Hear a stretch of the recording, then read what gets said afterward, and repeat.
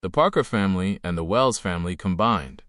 Episode 9, Series Finale. Act 1, The Journey Thus Far. What a long, strange, and hilariously bumpy road it has been. From the very first moment the Parker and Wells families merged their celestial dynamics, heaven hasn't seen a single quiet afternoon. We witnessed the grand introduction of this chaotic universe, leading all the way up to D.A. Wells' massive stadium concert. Then came the unforgettable luncheon, where the legendary comedic buffoon Mr. Moose, George Garfield, crashed the feast, turning a sophisticated dessert course into a full-contact cake diving sport. We watched Thomas Harrington, Eldon, and Talia stumble across a completely upside-down, snoring George beneath a weeping willow tree late at night. The mayhem only escalated the next morning when Tyras, D.A., Aunt Shirline, Sylvia Wells, and Noriko Parker found him balancing on his forehead against his own front door. We saw the curiosity of cousin Ruth Naomi Harrison spark a relentless interrogation of one-liners, culminating in Mr. Moose executing a flawless diving faceplant into a blueberry hedge.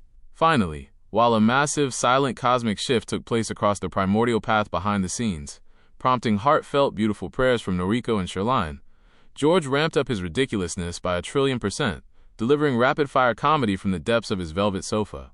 But all eras must change. From this point on, the series will shift dramatically and drastically.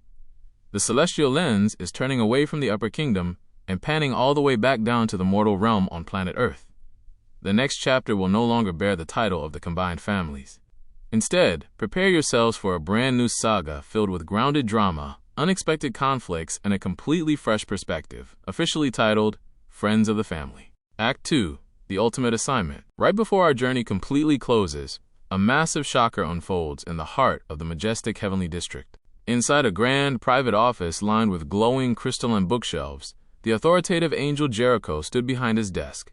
The heavy oak door swung open, and in walked Mr. Moose, completely in full-blown buffoon mode. His robe was still subtly stained with blue fruit juice, his golden halo was hooked precariously over his left thumb like a grocery bag, and he accidentally tripped over the plush welcome mat, stumbling 3 paces forward before steadying himself against a high-backed leather chair. "Whoa, Hup, hold the phone!" Mr. Moose slurred beautifully, adjusting his collar with a grand, theatrical flourish. "Jericho, I tell ya, I get no respect. I came as fast as I could, but your hallway is completely uneven. I think the floorboards are plotting against my sandals." Jericho didn't laugh. He looked at the eccentric comedian with absolute seriousness. "George, sit down. I have summoned you here because I have a highly specialized mission. It is a grueling, complex assignment on Earth that absolutely no other angel wants to take. But looking at your unique history, I believe you are the perfect entity for the job." Mr. Moose blinked his wide, out-of-focus eyes, spinning his halo around his thumb like a basketball. "A specialized mission? For me? An intellectual? Tell me, boss, what type of job is it? Do I get a badge or just a discount at the heavenly buffet?" Jericho leaned forward, his expression deadpan. "I want you to descend to Earth and act as the official guardian angel for Keziah and Sarah Harrington." The room went completely still. This was a monumental twist.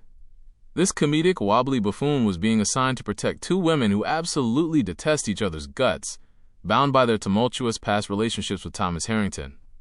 And the real kicker? Unlike Thomas, who could never see his own protectors, Keziah and Sarah possessed the rare spiritual sight to completely see and hear their guardian angel. They will experience every single one of his ridiculous antics in real time. A slow, chaotic grin spread across Mr. Moose's face.